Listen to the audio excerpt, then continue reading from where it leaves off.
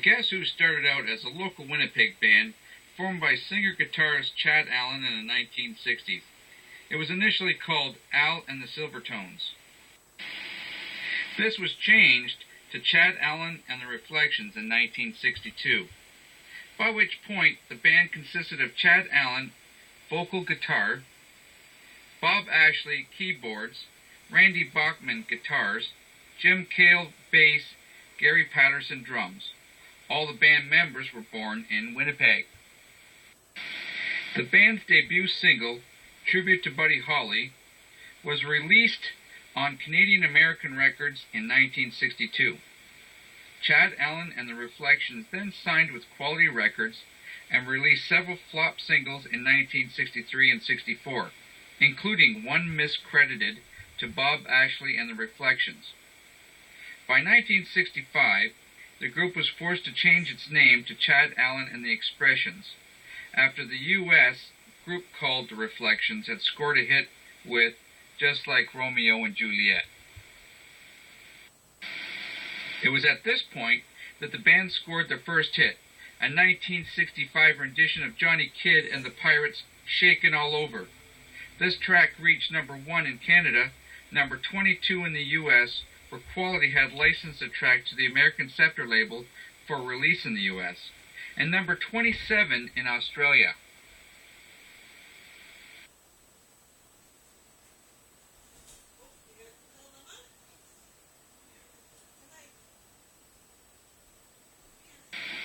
However, in an attempt to build a mystique around the record, Quality Records credited the single only to Guess Who. It was hoped that some listeners might assume the Guess Who identity was deliberately masking several famous performers working under a pseudonym.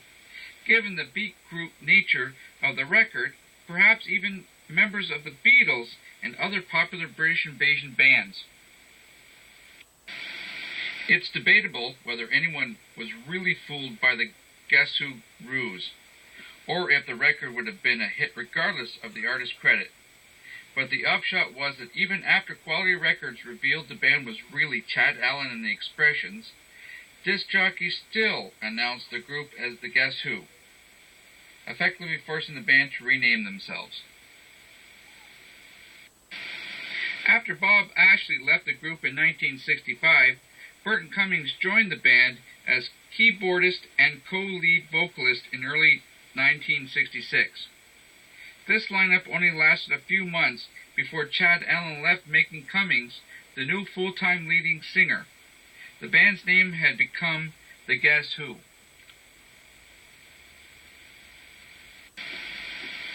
The question mark would finally be dropped in 1968, and feeling that they played out all the venues in Winnipeg, the band began playing in Regina, Saskatchewan in 1966. While there, they crossed paths with young Joni Mitchell, who played in many of the same venues as the group.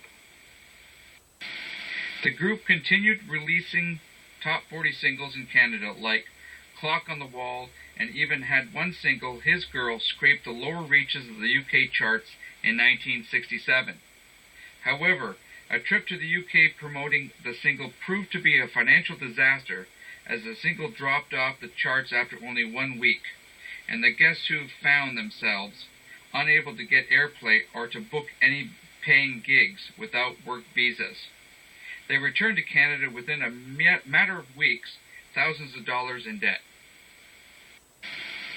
The band's fortunes were saved when, late in 1967, they landed a gig as the house band on the CBC television show Let's Go, a music show oriented towards teenagers.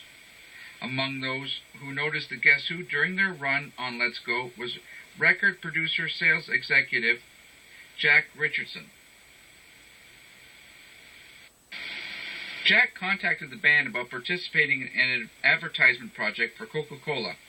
This turned out to be the recording of a split LP with Ottawa band The Staccatos, soon to rename themselves the Five-Man Electric Band.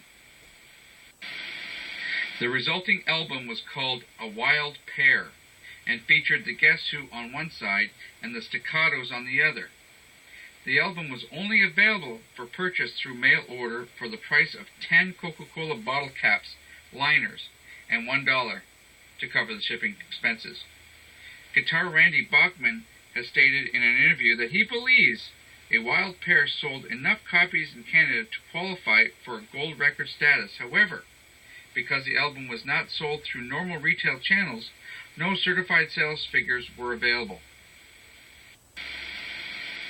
Cummings and guitarist Randy Bachman were now the band's main composers, and they moved away from Mersey beat-inspired rock to a sound that mixed rock, blues, and jazz.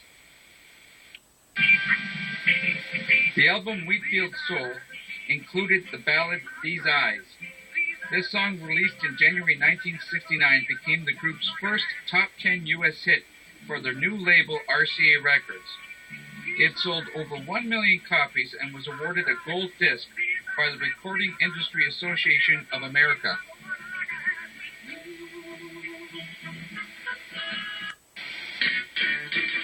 By the beginning of the 1970s, the Guess Who had moved towards an edgier, hard rock sound with the album American Woman. This was the group's only #1 hit in the U.S. American Woman also earned the Guess Who the honor of being the first Canadian group to have a #1 hit on the Hot 100.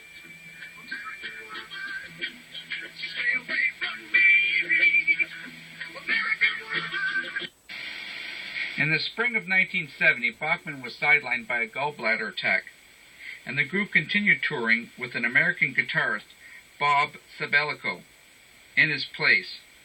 But differences between Bachman and Cummings, mainly due to Bachman's conversion to Mormonism, led Bachman to leave the group after playing one final show with them at the Fillmore East in New York City on May 16, 1970. Randy returned to Winnipeg and later formed Brave Belt, which evolved into the hugely successful Bachman-Turner Overdrive.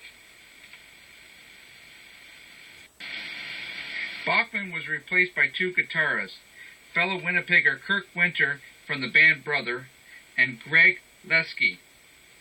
Winter became the main songwriting collaborator with Cummings, and the Guess Who continued scoring additional hit singles, such as Hand Me Down World, Share the Land, Hang On Your Life, Albert Flasher, and Rain Dance. In 1972, they recorded their highly acclaimed album Live at the Paramount, which was recorded at the Paramount Theater in Seattle. Leske left the band before the Paramount show in 1972 to be replaced by Don McDonald, and bassist Jim Cale left after his lifestyle could no longer support touring.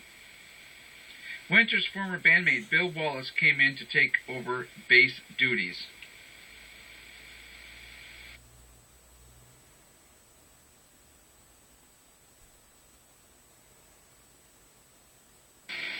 Cummings, Wallace, and Winter wrote the Guess Who's last big hit, Clap for the Wolfman, which reached #4 in Canada and #6 in the U.S., and which was a homage to the disc jockey Wolfman Jack, who lent his voice to the recording.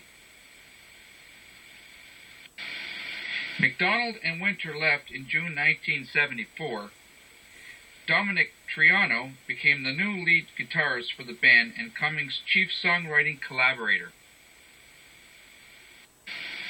Cummings, feeling more and more out of sync with the jazzier and progressive leanings of Triano and others, decided to pursue a solo direction, and the Guess Who broke up in 1975.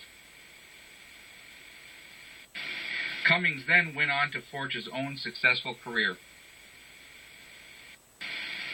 Burton Cummings received the Order of Canada from Governor-General Michel Jean in 2010, and an icon of Canadian rock music, Randy Bachman, received the Order of Canada in 2011. The Guess Who, a Canadian band.